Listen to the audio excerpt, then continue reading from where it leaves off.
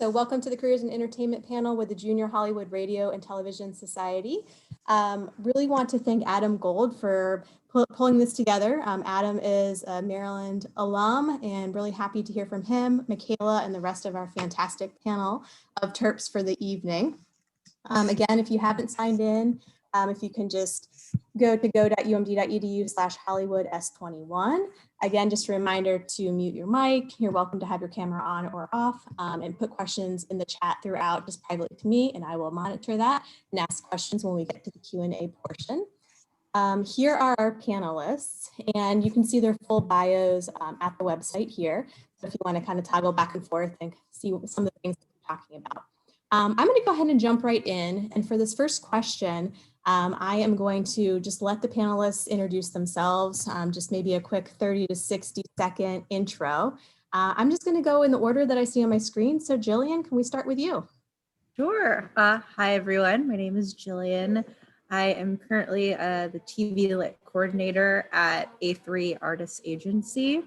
After I graduated, I worked for an executive producer who had an overall deal with Sony in their TV, movies, and miniseries department. And then 2 years ago, I moved over to A3, which was then Abrams. And then in October, I was promoted to coordinator. Congratulations. Thanks. That's great. Okay, Michaela. Hi, guys. I'm Michaela, and I graduated from UMD in 2017. I studied journalism. I've always been a writer. That's been my big passion throughout my life. And I thought I wanted to get into magazines. By my senior year of college, I was like, nope, I'm getting into film. So I moved to LA. And I know Adam kind of brought me on here to speak to the LA experience. I moved to LA. I was there for 2 years. And I moved out of LA to Rhode Island to work on a TV show as an executive producer's assistant. So I'm currently on the ground, like in the field, making a show for AMC Networks. And I'll talk more about this later, but before that, I was on 2 other shows in LA. I interned for AMC Networks and I interned for the Academy of Motion Pictures. And I started in reality TV. So that was kind of a backwards bio of Michaela. So happy to be here, and yeah, thanks for having me. Great, thank you so much. Jen. Muted. Hi, I'm Jen Ficara. I am a former co-president of JHRTS New York with Chris, who's also on this panel. I was co-president for 2 years. I'm a screenwriter and I'm a playwright, and I'm based in Manhattan right now. I started my career in the industry working for production companies and always knew I wanted to be a screenwriter. So now I'm full-time writing. So, yeah. Excellent. Adam. Awesome. Yeah, Kate, thanks again for, putting this together. My name's Adam. I graduated Maryland class of 2017 with Michaela, and I studied communications, moved to New York without a job, just started, waiting tables, trying to, get into the comedy world. I eventually landed at College Humor as an executive assistant, assisting the CEO, the CMO, and the CFO, and then got promoted to production coordinator. And then about, a year later, I landed at Rizzle, which is kind of like TikTok, but series based. And right now I'm at the app, Rizzle right now as their talent development manager, which is pretty exciting. Great. Yeah. Congratulations on the new job. All right. And Chris. Hi, thanks for having me tonight. My name's Chris Bruce. I'm currently the senior production coordinator with MTV Entertainment Studios East Coast production management team. It's a mouthful, but I started my career in a totally different business in finance and hated it, and then pivoted and got my master's at Syracuse University in television, radio, and film, following my roots in high school after working for my high school news station. And then me and my friends beelined it straight to LA, similar to Adam, without a job, just kind of networked our way into positions. And I always knew I wanted to do reality TV. Worked at a few different production companies, a couple different shows, and I've been with MTV since 2015. And I did LA for 4 years and currently based out of New York, but with COVID, I've left New York. Great. Yeah, I think we have a lot of great expertise on this panel, different parts of the industry, different parts of the country. So again, thank you so much, Adam. I'm really excited to hear more from all of you.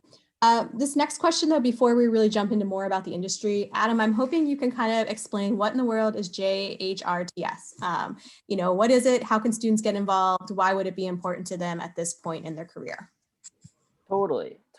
So JHRTS is an awesome resource for students, recent graduates, and young professionals in the industry. It's pretty much a professional network, right, of assistants and coordinators.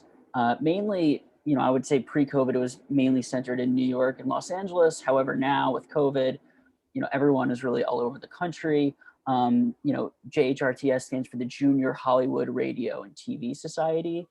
There is a Hollywood Radio TV Society, which is for sort of upper management and like executives, and so it is sort of a multi-layered networking organization. And being part of the junior, being part of the sort of like recent graduate entry level assistant coordinator level is so important, because you really get to meet a lot of like-minded people that are around the same age, also looking to work their way up.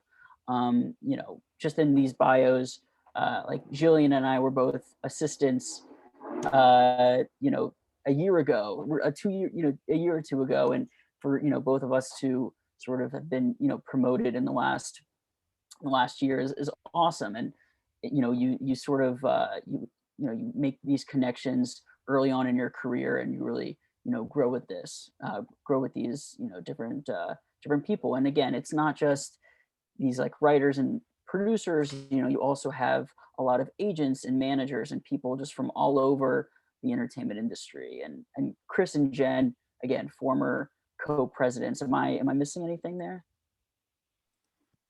No, I think you hit the nail on the head, especially with the multi-tiered platform that is HRTS to HRTS Associates and then down to JHRTS. For me, as soon as I moved to LA, I met a number of assistants and coordinators that were in the organization, and it just provided a great platform to be able to meet people and to network and to rub shoulders with everyone. And I've made great friends through the organization, and business colleagues that I now work with today. It's really a lot of fun. Right. And one of the last things I will say about JHRTS in general, there are a ton of awesome programs that that they're doing now virtually. And HRTS academic is something that I'll have Kate send more information about. It is the like college student sort of level. I don't know if any of us were around when it first started as college students, but I can tell you that when you do graduate, joining JHRTS, whether you're in New York, California, Maryland, DC, wherever you are, it's a great first step, because again, hopefully when the country is back and running, you'll be able to go to these these mixers and these different events where you can really meet, make these awesome connections. That's great. Thank you so much. So my first question is for all of you, so anyone can jump in on this. It's, what did you study in college, and what did your career path look like right after college? Like, what was that first step that you took to get into the industry? I could start. I went to Boston University. I graduated in 2013, so a long time ago. And my first job out of the industry, I interned right after graduation at a below the line management company. It was a lot harder to get jobs in 2013 as a graduate. And then I found my way as the receptionist at Matador Content, which they produce Lip Sync Battle amongst a bunch of other reality and documentary content. So that was my first foray into the industry. And I was Jen's intern at Matador in the summer of 2015. You're my favorite intern. Oh, thanks. I guess I can go next. So I went to Cornell. I studied performing and media arts, which was basically, there were budget cuts. So it was a nice way for me to study film and theater because I grew up doing theater. And I also minored in communications.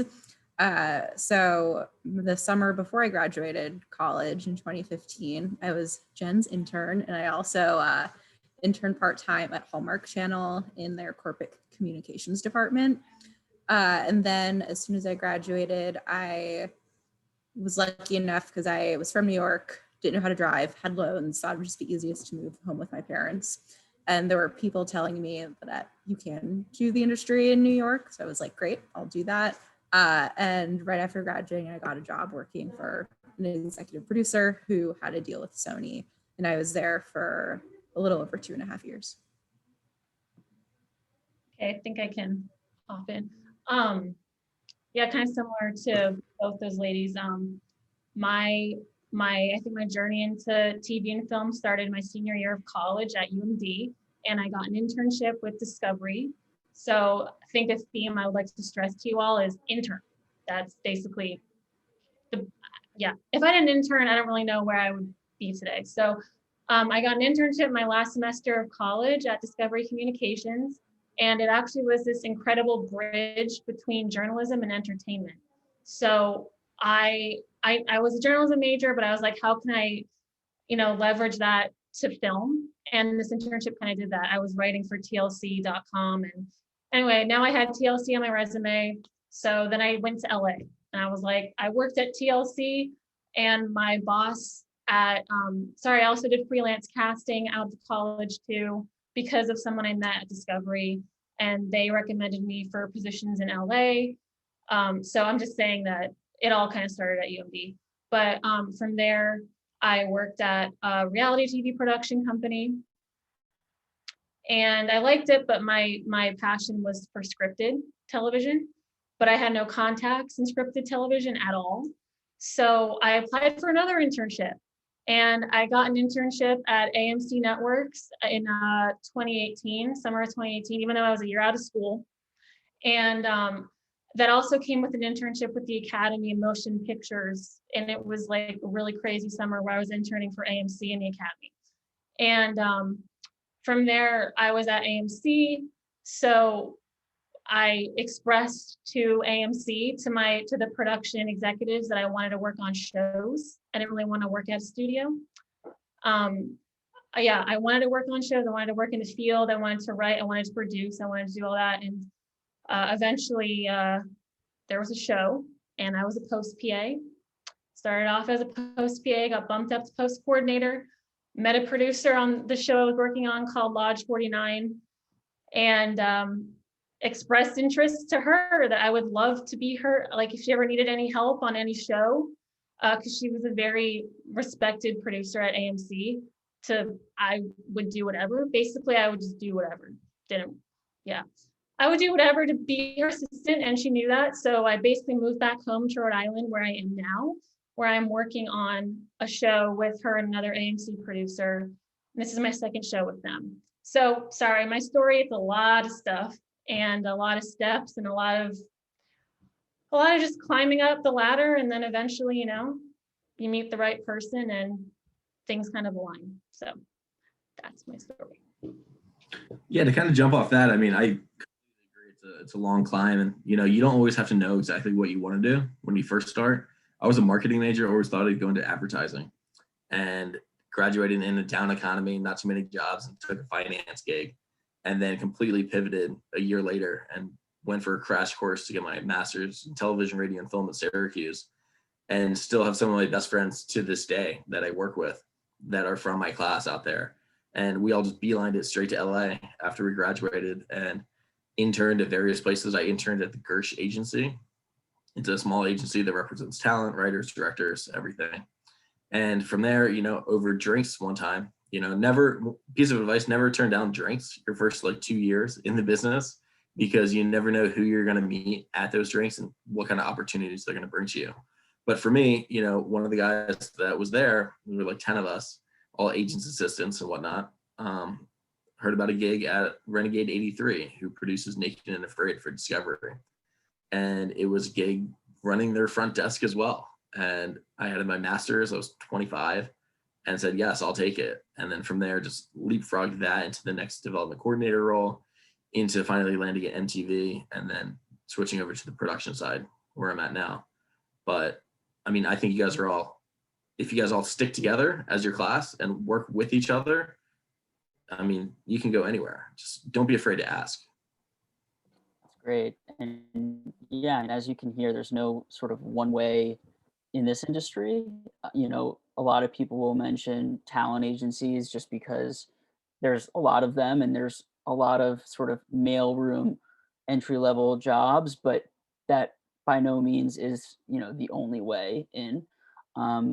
I graduated in 2017, and even before I graduated, I was really searching for that really big internship, whether it was at, you know, NBC or Comedy Central. I never landed that sort of big internship that I thought I really needed. And as a result, you know, I graduated without a job. And again, don't be scared if you're graduating, you know, at the end of this year without a job, because chances are, if you're working in this industry, unlike, you know, our friends that are in, you know, that study econ or finance that, you know, get jobs in the fall, you're probably going to get hired and then expect to start like 2 weeks later. And that's a reality. So, you know, don't freak out if you don't have a job. Something I grabbed was this University Career Center Padfolio. I brought that to every single job interview because I thought it would help me out. No, it did. So I'm sorry, I'm rambling a little bit, but I graduated. I started waiting tables from, you know, I got the advice from a former, you know, a comedy agent that was a UMD alum that I should, you know, work at the New York Comedy Festival. And I went in for an interview thinking I was going to intern for the festival. They offered me a job waiting tables, and I was like, okay. So started waiting tables at a comedy club, just, you know, wasn't in a position to turn down anything, you know, slept on a mattress on the floor for like the first month in New York. I mean, you know, the real like romantic, you know, starting from the bottom story, and really just wanted to constantly meet people, network, and just try and really just, again, it's all about meeting those people that share similar interests and trying to make stuff with them. And obviously now it's especially hard to do that, but I was able to, while I was at Maryland, network with some, you know, college humor writers, and I was able to then, you know, hit them up when I saw there was an open role for an executive assistant role. I interviewed, and you know, that was a really big break for me, just because every job I've gotten since has been pretty much because of college humor, and that's been my path.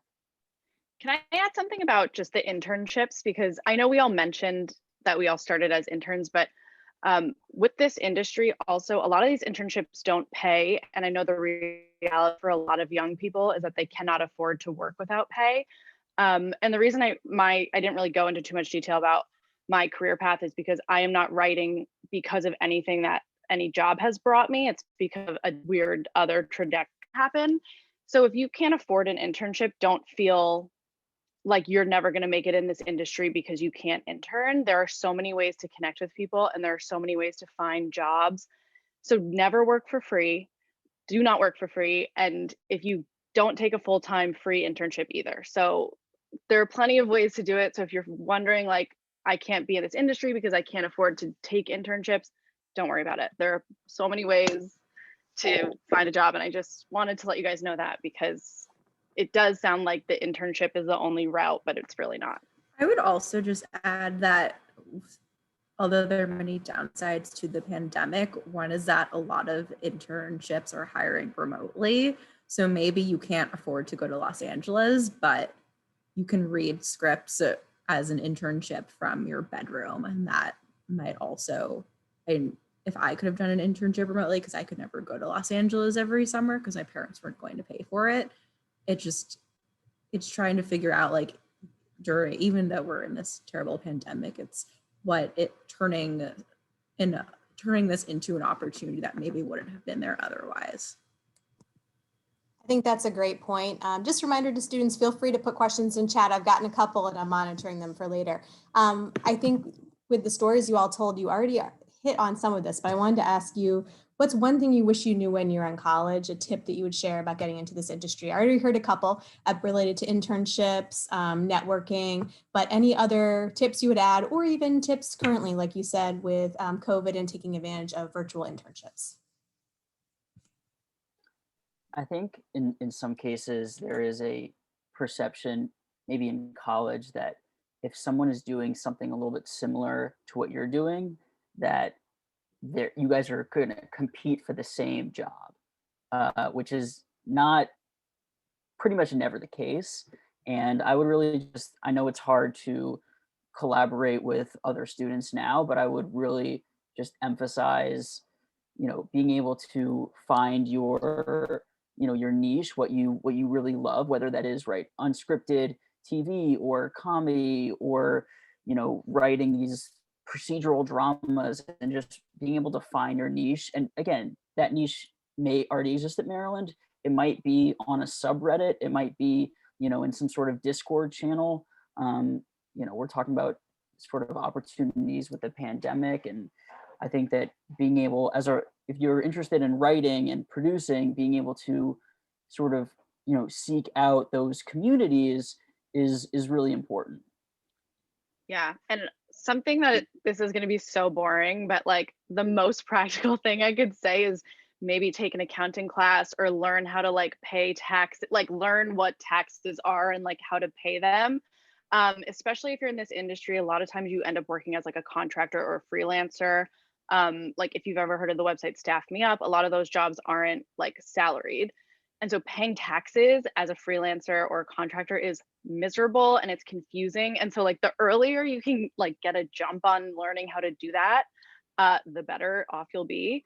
So I think just being as a creative, I understand the want to just like fully only like focus on the creative aspect of the industry, but the reality is, especially as a writer, a lot of that is business related. You're going to have to set up your own S corp, like you're going to have an account manager, like a business manager. So while it's easy to just focus on one aspect of the business, you will be so much better off the more information you have about both aspects, like as soon as you start your career, because I felt like I was playing catch up because there's so much I didn't know.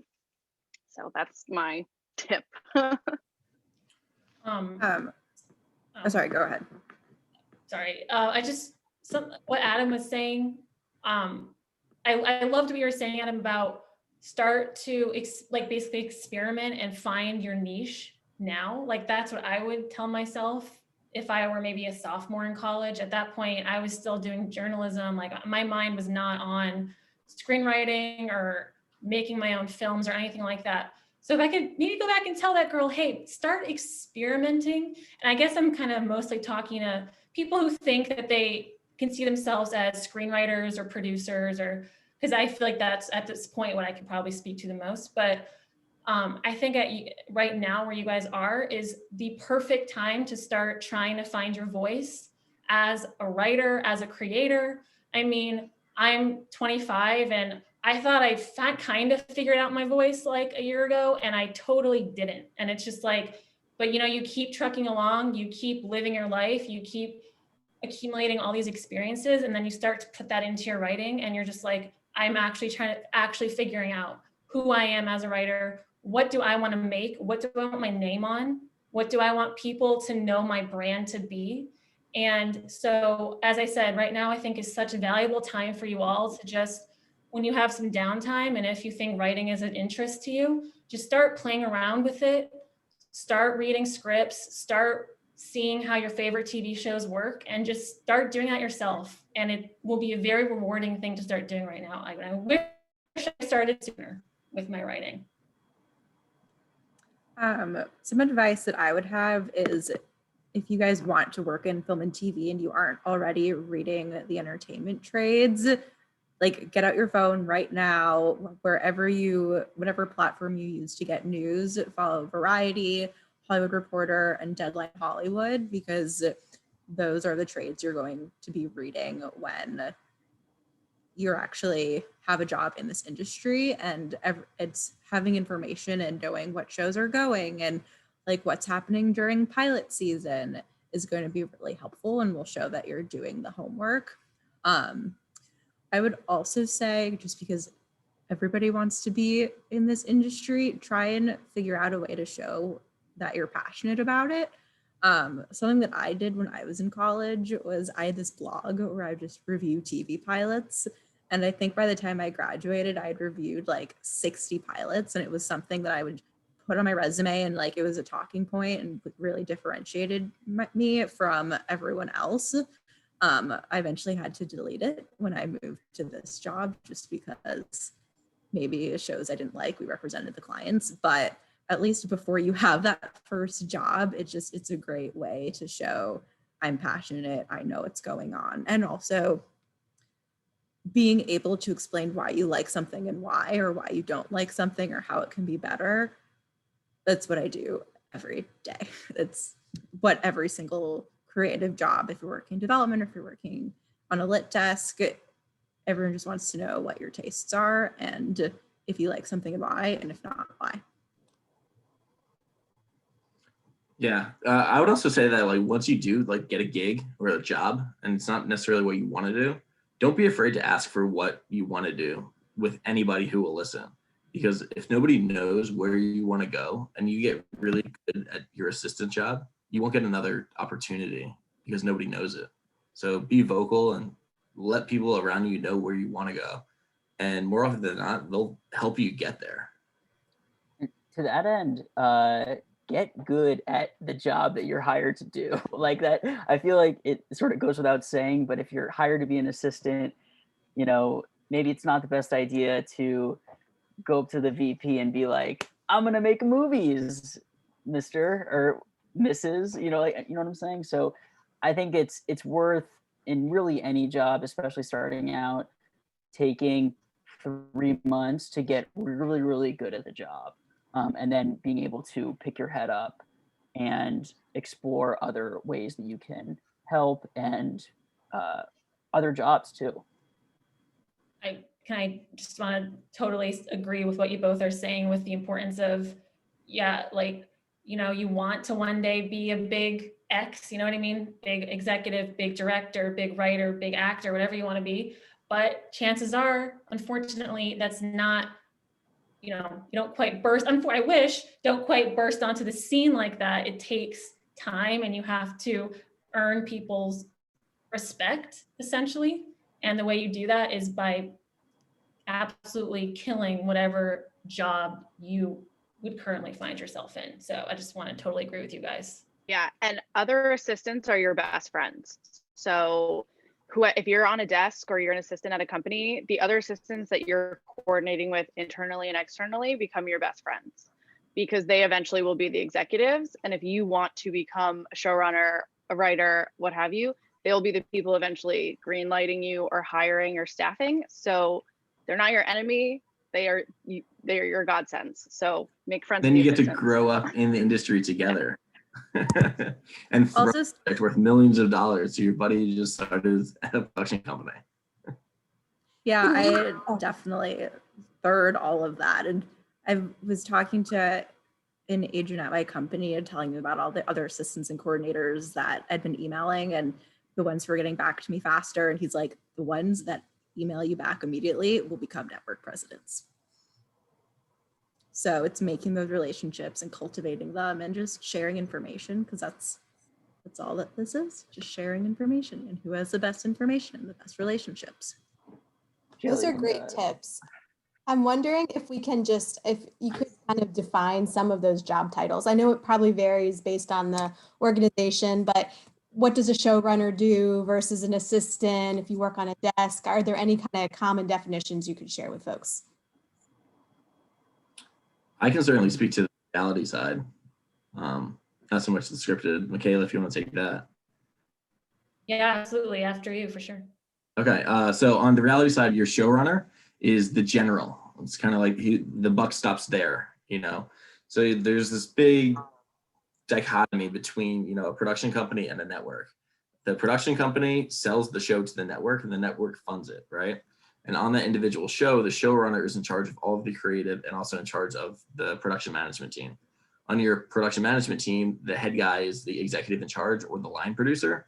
They're in charge of all the money. So everyone who works below them, they handle all the logistics and all of the money. That'll be your production coordinator, your, all the way down to your production assistants on set, right? Your production managers. On the creative side, on reality, you have your showrunner and then your producers. You have your executive producers, who usually is the showrunner as well. You can have other executive producers. Then you have segment producers who are in charge of one small segment of every show that gets put together. And then you have regular producers. A producer in Hollywood is just somebody who does something. What that something is markedly different depending on what show you're on, depending on what company you're with, depending on what network you're with. But there's kind of like the divide between logistics and creative. I do production management, which is all like the logistics. We do the calendar, we do the budget. We say, okay, cool, here's the show that you want in 6 months so that we can hit a target air date in August. This is how much money we need to make it, and this is how many people we need to hire to make it in the time that you want it for. And then the creative, it's their job to figure out all the nuts and bolts of who's our cast, where are we shooting this, what's the house look like, what are the format beats that we're making, and you have to work like in harmony with one another to execute it on time, under budget, to make that air date. And I can speak to that. I'll break down a scripted television show for you guys. It of course is roughly similar to what Christopher just said, but we're dealing with, a written script that needs to be stuck to. There's a split between the creative people and the logistical people. On the creative end, that's where the showrunner lives. The showrunner nothing goes on the screen unless the showrunner signs off on it. I'm talking what shirt the background characters are wearing, nothing goes on screen without them signing off. They have complete control over the creative look of the show. And then, from there, you have other producers. And as Christopher said, there's no cut and dry definition for a producer. There really isn't. They have power. Sometimes they even don't. Sometimes you'll get an executive producer title by just giving money to the show. They don't even go near the show. They just have funded it in some way. But and then you have on the logistical end, you have the line producer. I am a line producer's assistant, actually. So the line producer is also on scripted shows, is in charge of the money, is in charge of the budget. The network is talking to the line producer to make sure that they're not costing them millions and millions of dollars to make the show. And then under that, you have a unit production manager who, again, is more logistical execution. And then you have the production office, which I would like to talk about a little further, because the production office is a great entry level place for college students, because that's where you have the office PAs, who I was once an office PA. You get food, you help the office run. And then you have the production secretary, which is in charge of documents that go out, like call sheets. And you have a production coordinator that deals with more office stuff. And you have people like me who assist, the executive producers, who are just kind of like an arm to the producers, making sure the things that they care about are coming to life. And it is, again, it's logistics and it's creative working together to create a show with as little problem as possible. So I hope that described it. Thank you. That's so helpful, because those are job titles that you see, it's just hard to kind of know what each one would look like. So I really appreciate those definitions. I have one more question I want to ask you all, and then I'm going to get to some of the ones from the Q&A, because there have been some great questions coming in. Again, feel free to continue throwing questions into the chat. My last question for all of you would just be, what types of opportunities are available with your organization, and how can students find out more about them and learn more about opportunities? Within JHRTS? No, within your company. Oh. Like internships or jobs. Would it be on your job board? What if you know the deadlines, those types of things. Jen, how do we work for you? No. Slide into my DMs. I am available to give advice at all times. No, really quickly, going back to the last question, I just wanted to sort of spotlight the entry level roles, the roles that you'd really be searching for on LinkedIn, on Indeed, on Staff Me Up, Mandy.com, another sort of job site, and that is right. The office PA, which Michaela brought up, it's a great role, and some people also call that like an office coordinator, office manager. Again, when I was an assistant, I was also the office manager, which meant that yes, I was there to fix the printer, but it also meant that I was interacting with the entire College Humor office and really got to know everyone and got to help plan the holiday party. I mean, there's some really fun aspects to some of these entry level non-glorious jobs. So we have office PA, there's a set PA, production assistant, and then you have above that is production coordinator, but really focusing in on this assistant, executive assistant. Not much of a, I don't know if there's much of a difference. A lot of positions will just be called executive assistant, but it's the same role pretty much. And cool. I'll Don't now forget about talk about receptionists. receptionist. Huge. Yeah, and so I'll talk about Rizzle a little bit. I mentioned this at the start of the call, but Rizzle is easiest way to think about it, right? It's TikTok, but series based. We have it's an app with 20 million global users, which is really exciting. And as the talent and development manager, I'm in charge of a budget and I get to greenlight creators, people making short form content, and I get to give them money, which is great, every single month to make their scripted or unscripted things. Which again, that might sound vague because it is. We're greenlighting people that are making comedy sketches, music videos. They're drawing art. I mean, it's people are doing characters, but it's vertical and it's 60 seconds. And I'll just put I'll give Kate my work email if anyone has pitches for or wants to send me their own sort of their TikTok or their Instagram. If you'd like to again be a part of Rizzle and join that creator network, we're open and we've greenlit 1,500 series since October. So it's a fun place to be. That's great. And if anyone's interested, just email me. Actually, don't message me here, but email me so it doesn't get lost when the program's over. And then I can pass along Adam's info to you. Thanks, Adam. Yeah, I think my company is a bit bigger. Viacom CBS has like a ton of internship opportunities. So if you just Google Viacom CBS interns, it'll take you to either the CBS side or the Viacom internship site. And if you apply to there, that's where a number of my colleagues got their start.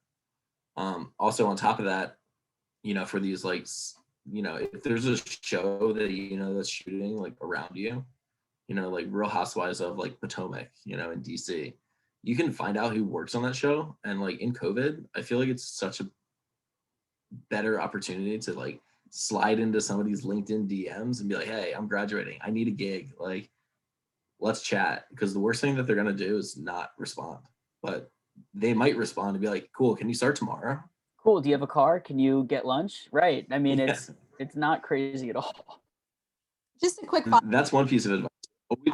If you ask for a job, like always be ready to start that job like tomorrow, because it's happened. Yeah, do not be like, actually, I need another week. That's just basically saying, no, I don't want the job.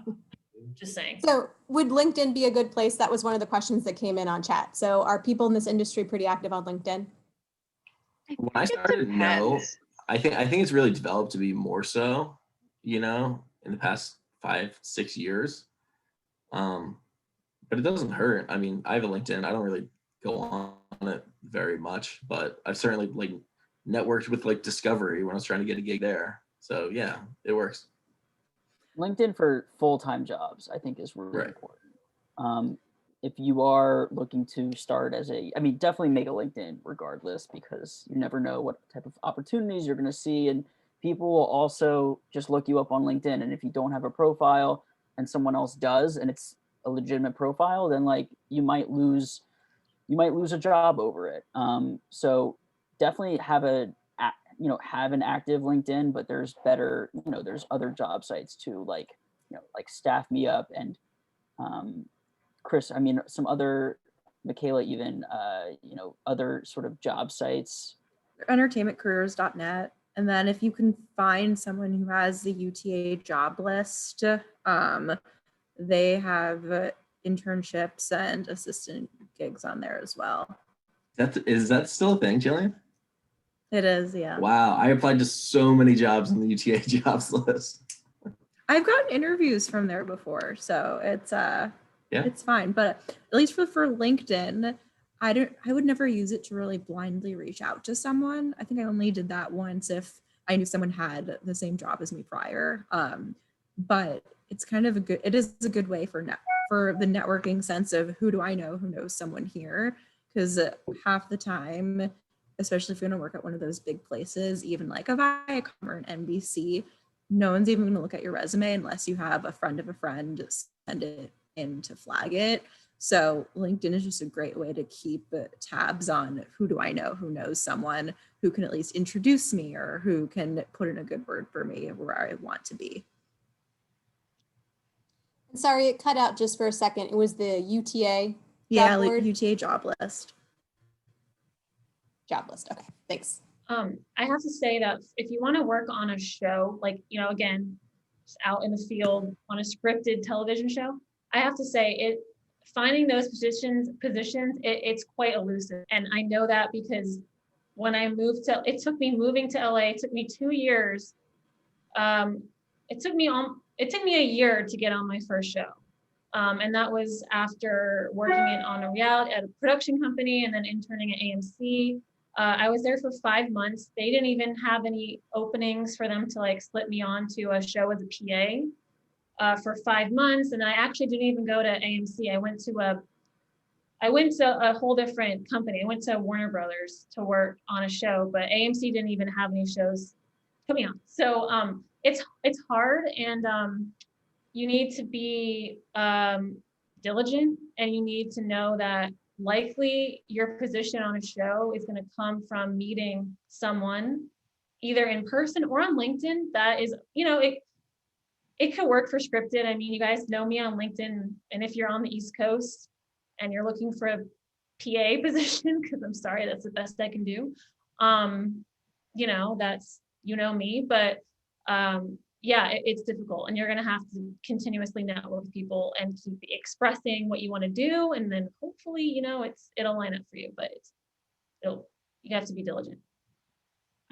Also, you might not think it, but Twitter is actually a really good connective social media. That's how I found that's actually how I got to my screenwriting right now, is I connected with someone on Twitter.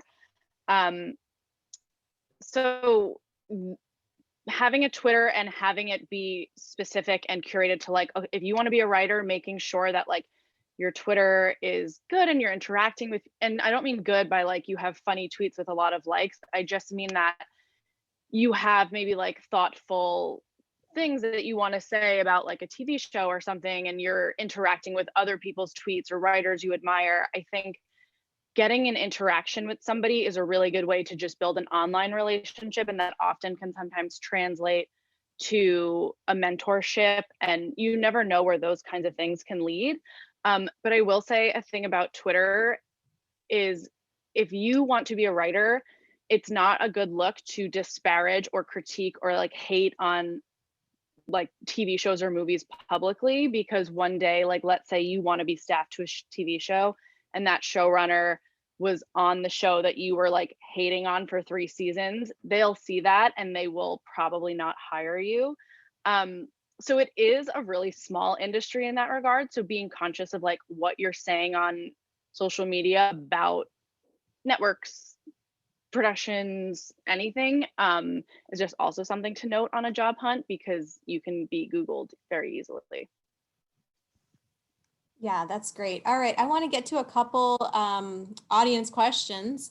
So Chris, I have a question specifically for you. If you could talk a little bit more about your master's degree, Some of the things you learned in the master's degree, and do you recommend it? You're probably not going to like this answer, but if you're already getting an undergraduate degree in film studies or something communications related, a master's degree doesn't mean anything. Go out and start working. Don't spend the money on it. I started in a wholly different field, so I had a 1.5-year crash course to learn everything you guys learn in 4 years in 1 year.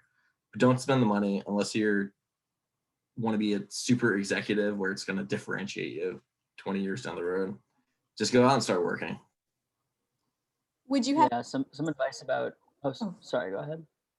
Would you have a different answer if it was more of a master's degree related to script writing or screenwriting, or same answer? I mean, Syracuse is a very practical program. That's why I chose it over USC or BC. It wasn't as much like film theory. So I can't really speak to that. Don't do it. Don't. Yeah. The Okay. advice I've heard, go ahead, Jen. I just don't think getting a master's in writing is going to help you. It's better to make connections and meet people, read scripts. If you're not reading scripts, you're at the bottom of the barrel. And if you don't have your own portfolio of work to show when you tell someone, oh, I'm a writer, their next question could be, oh, send me something. And if you do not have something to send, so also just all that to say, don't waste your money on a writing program. Just go out there and meet people and be writing. Just do it yourself. Yeah, and to that point, I had my master's degree, and my first paid gig was the front desk at a production company. So at the end of the day, it gave me a lot of connections, which are very, very valuable to start your career with. But if you guys are all at Maryland having these connections already, then you guys already have that foundation. Yeah, the advice I've heard is that unless you are going to a top, really realistically probably like top 3 or 4 grad school for screenwriting. I'm talking about UCLA, USC, maybe NYU. Again, jump in if there's other ones I'm missing, but Boston University, Yale. Unless you're going to unless you're getting your master's degree at one of those, schools that have an extensive alumni network, right, like USC, then it's, like Chris said, just get work experience. There's nothing they'll teach you there that you cannot learn from buying a book at Barnes & Noble or your local indie and reading the script for a movie that you love. That's what those classes are, is breaking down those scripts, and you can just as easily do it yourself. On YouTube too. So, great follow-up question. Someone said, is there a specific place where you can look at and read scripts prior to having a job? Oh yeah. Script go into DB, this. Right? What'd you say? Isn't there Script DB? Is that still around? I think so, but like Go Into the Story has a big log of scripts. Any movie that has come out like within the year and is up for like award contention, you usually, if you just Google the name of the script PDF, you'll get something. Reddit. And also people, like if you know someone at an agency or like a production company, they might have access to that script. So asking around also will probably get you the script that you're looking for. So Google is a really good source for that. There's a lot more available than there isn't, I would say. And is Blacklist free? Jillian, do you know? You have, I think it's free to read, but Blacklist is like, I believe $50 to host a script per month. Right, but free to read. I think so. That's, I mean, if you've read all of the sort of award-winning scripts and want to read something new that, potentially people could be talking about, the Blacklist is an awesome resource to check out. And again, it's free to read. And these are scripts that haven't been produced yet, but you constantly see, producers, managers, other writers, scouring Blacklist to, just to read sort of what is hot, right? At that time. And then specifically for that, I think the most useful time would just be to look at what was on the annual Blacklist, because the Blacklist website will, so every year, I think around like December, they ask all the different executive producers and studio heads around town, what are the scripts that you liked the most that haven't been produced yet.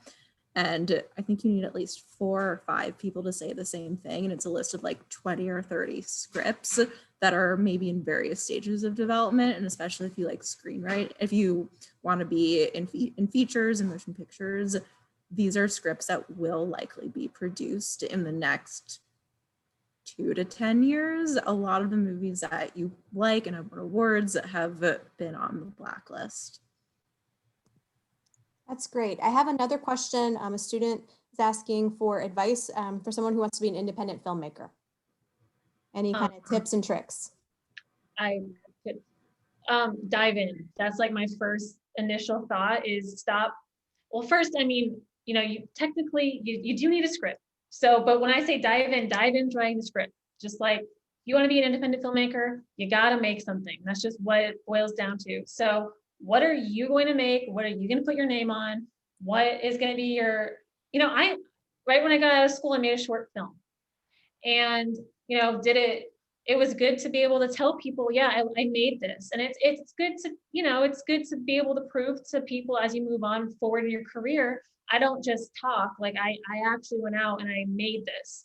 And so just dive in and just start writing and start figuring out how you're going to make it and get your friends and just find out how to, you'll figure out how to make it happen. Just dive in. If you want to be an independent filmmaker, move to Brooklyn and get glasses just like this.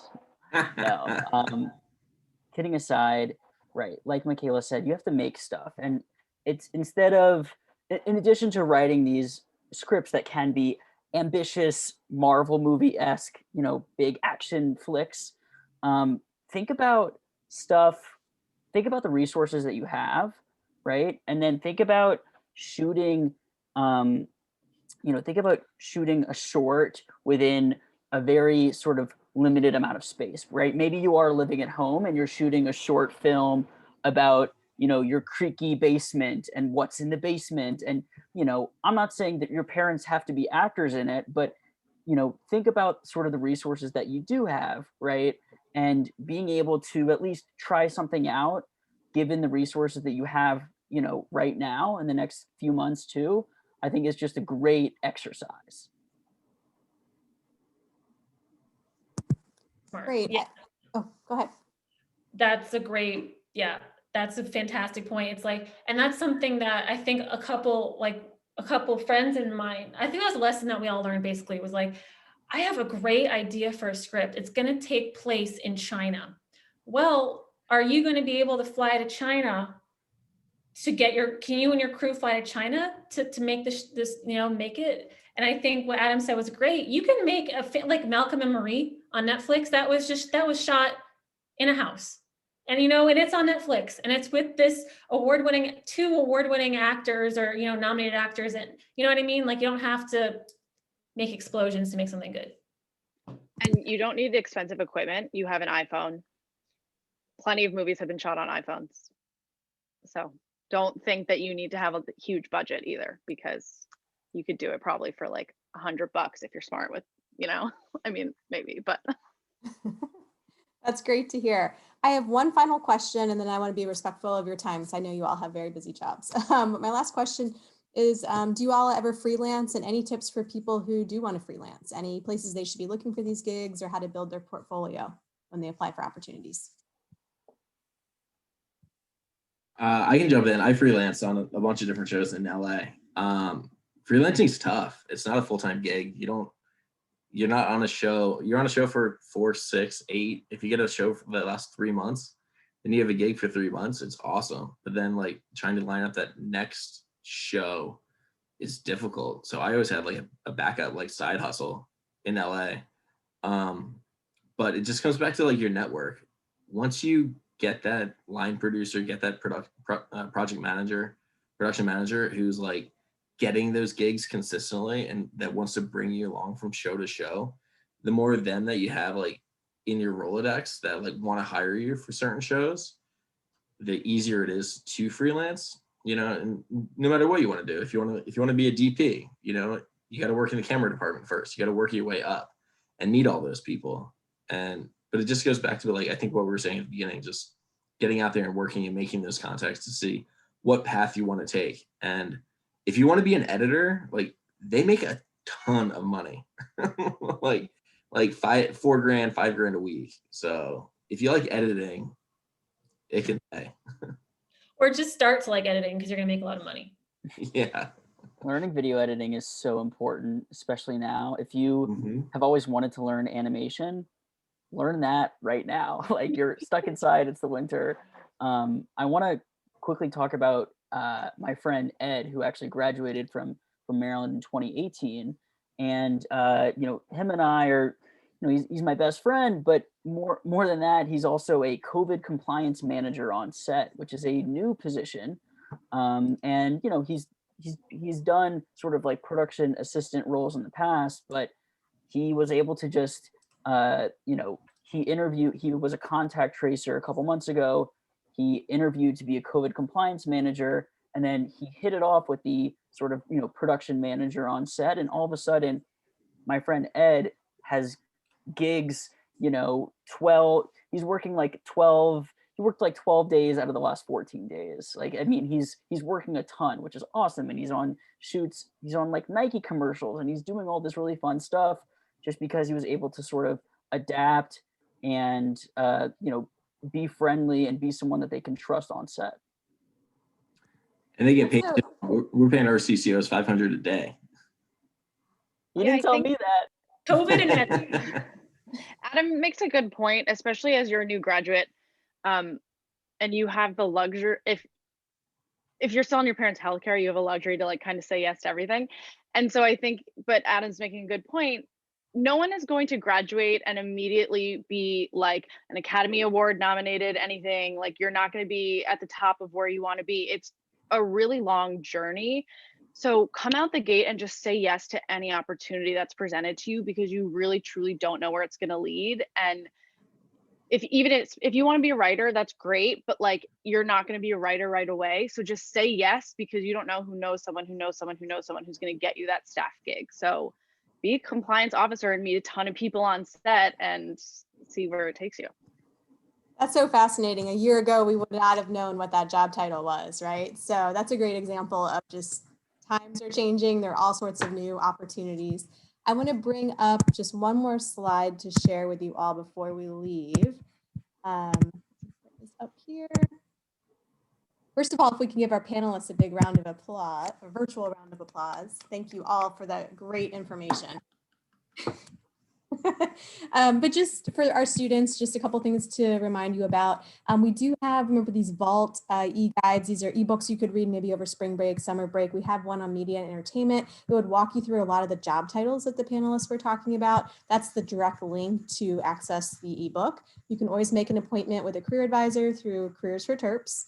And let me move this out of the way here. Some other upcoming events to make you aware of. We have kind of a follow-up event coming up in a couple of weeks. We have an alum who's working as a screenwriter. So if you really want to explore that in more depth, really recommend you come to this event. It's just going to be one person, but he's going to talk about his career path and give you tips for breaking into the field. We're also offering a creative resume workshop. So if you're going to go into a field where you're going to need more of a graphically designed resume, that would be great. And then we have a creative arts meetup fair, all virtual, coming up in March. So these would be opportunities for graphic design, video production, animation, all of those types of things. So lots of fun things coming up in February, March.